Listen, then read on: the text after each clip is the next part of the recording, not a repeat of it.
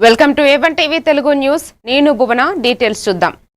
విశాఖ భీమిలి నియోజకవర్గంలోని తగరపు వలస అనిల్ నీరుకొండ వైద్య కళాశాల హాస్టల్ సమీపంలో మరుగునీరు రోడ్డు మీద నిల్వ ఉండటం వల్ల ద్విచక్ర వాహనదారులు, విద్యార్థులు, స్కూల్ బస్సులు ఇబ్బందులు పడుతున్నారు.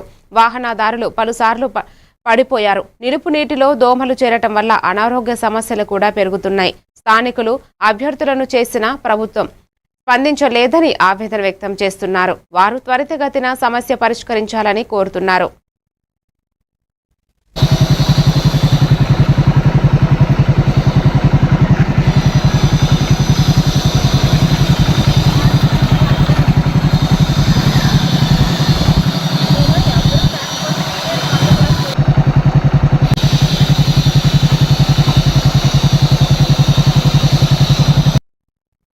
చిత్తూరు జిల్లా పూతలపట్టు